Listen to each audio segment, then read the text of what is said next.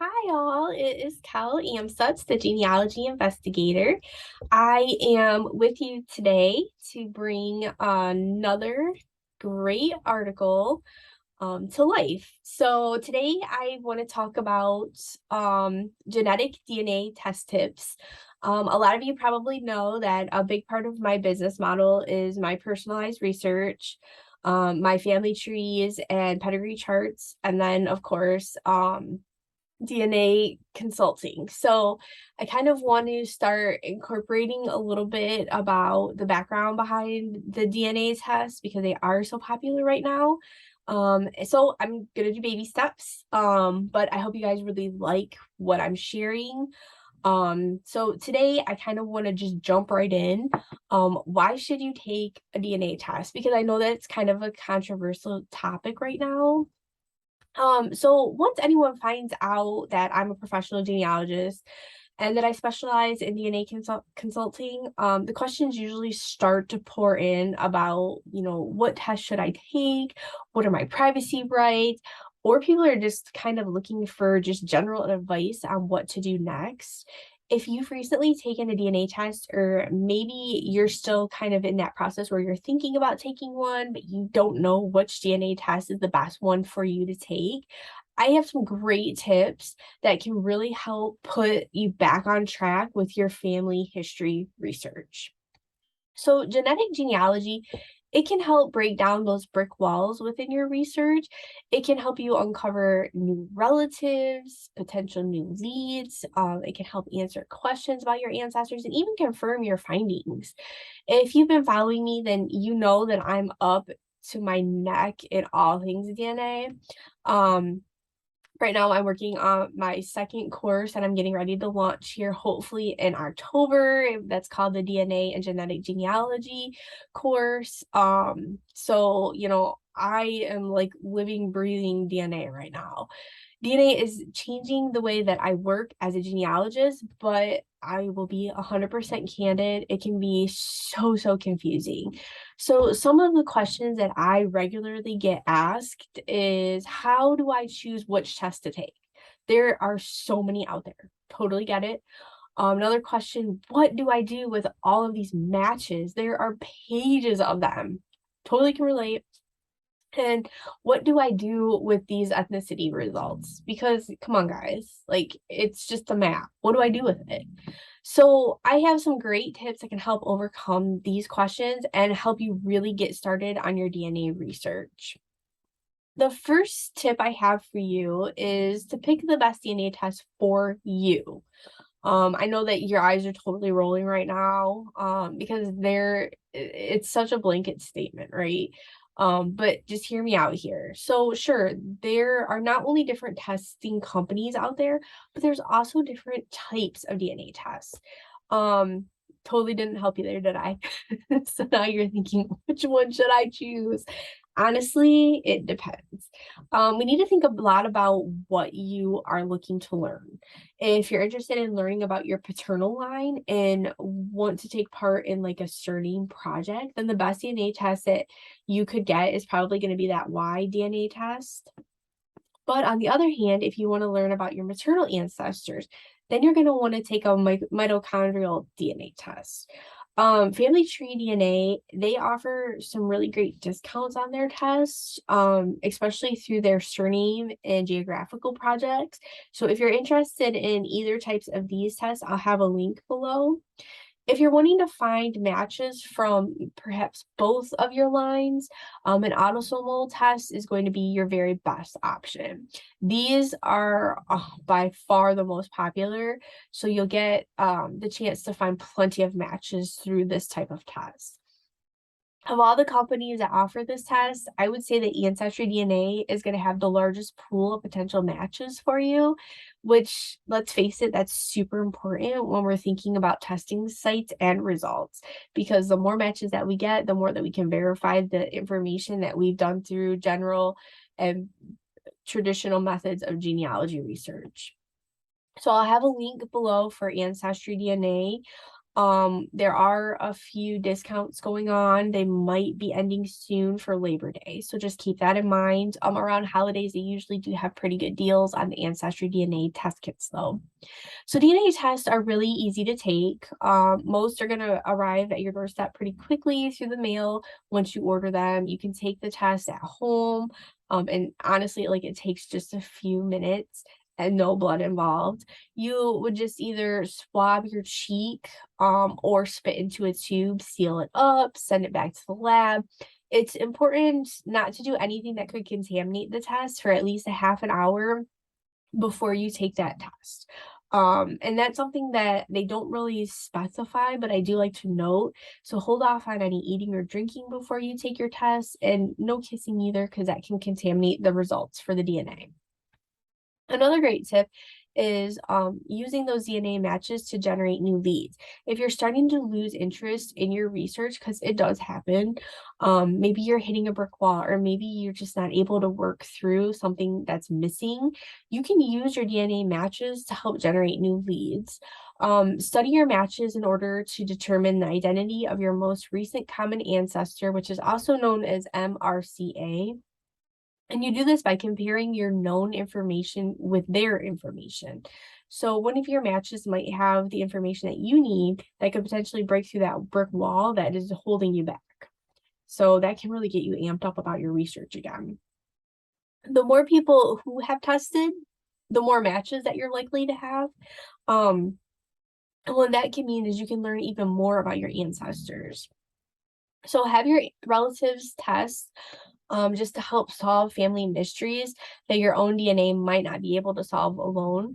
DNA needs to have something to compare to. And I know that's kind of like a really big concept to think about, but a great example is get your brother or your father to do a Y-DNA test if you're a female. And maybe you have questions about your paternal or the Y DNA. Come up with a strategy for testing that's going to help answer your questions. Not to disclose too much, but we do have a little mystery going on in my paternal side of my own family right now. And we are trying to recruit more people to test because we are not finding our very common surname within our DNA results. And it is across me, my dad, his sisters, and some other cousins within the family. So it's kind of a big mystery, but it's something that we're all kind of trying to isolate right now. So it does help to kind of recruit people to get them to take a DNA test as well. So another great tip is to compare your DNA results with branches of your family tree. This is kind of making all of your research come together. So even if you do have a very well-established pedigree, your DNA results can still reveal some really interesting insights into your family history. You have two family trees. Okay, so you have your genealogical tree and then you have your genetic tree. Your genetic tree is going to contain the DNA that has been passed down to you, but it's not going to contain all of your ancestors' DNA, right? So I want you guys to think about what DNA from your grandparents, your great-grandparents, and so on did you inherit?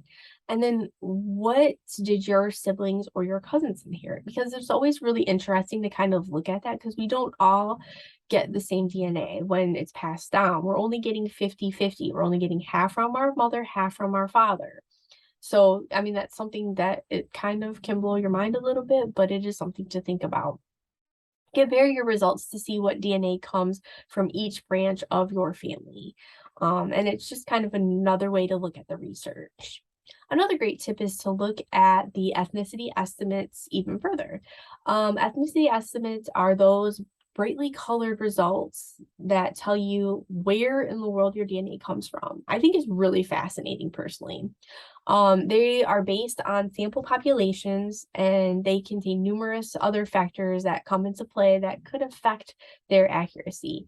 If you've already had your DNA test, you might notice that Ancestry has been updating the ethnicity estimates because their pool of DNA testers keeps growing. Therefore, results keep updating and it keeps getting minute and more minute, pinpointing exactly where that ethnicity is generating from. So it's really fascinating.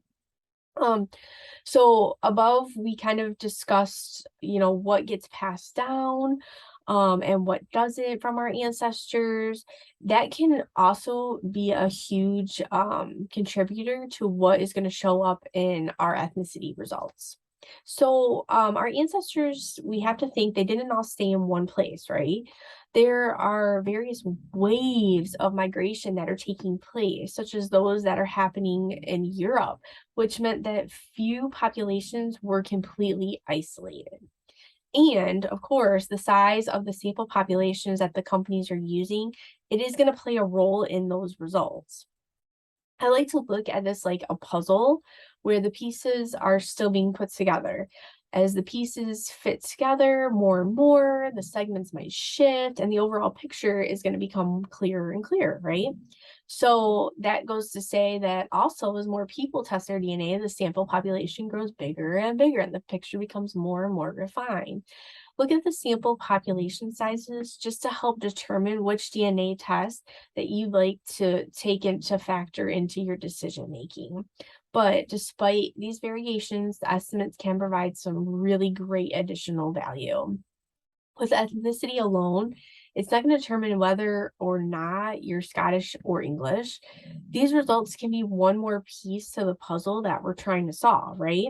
So if you don't find an ethnicity that you were thinking that you had, be mindful that it doesn't necessarily mean that you don't have an ancestor from that region. It simply means it's not showing up within your results. This could be because it doesn't match up with the current sample population, or just because it's just not the DNA that you inherited in particular. So you're going to want to weigh the results against other evidence further when you get these. There's a lot of cases where you'll have a brother and a sister, and the sister isn't going to show that she's Irish, but the brother is going to show that he is Irish. And that all is based on how much DNA he got versus what she got, because we're only getting half and half. So hopefully that helps bring it into context a little bit more. So I hope you guys enjoyed my genetic DNA test tips. I do a blog YouTube video every Thursday. So please, if you haven't signed up for the newsletter, sign up, because that's where you're going to get everything right to your inbox when I post new content. And if you are a fellow family tree researcher and you're looking to level up your genealogy business, please check out the Genealogy Academy. It is a full 6-week self-paced course that I created that takes you from starting your own genealogy business from A to Z. You get a certificate at the end for your portfolio. I've put a lot of heart and soul into it. I've had tons of students go through it and I get praises. So, I hope that if you are looking to do what I do, that you'll look at the Genealogy Academy. I do have open seats right now. I kind of am a little bit picky about my enrollment, not who enrolls, but when I open enrollment, just because I like my class sizes a little bit smaller so you can get individualized attention from me personally. And then finally, if you are curious about your ancestors, you're wondering about your family history and you have no idea where to start, or how to find out more, I want you to know that I'm here for you and I can help. I do provide genealogy services such as personalized research, family trees and charts, and DNA consulting. So if you are hitting brick walls, or you just want to learn more about your family history, please look into my services. I can help you. And I will see you guys next week. Thank you.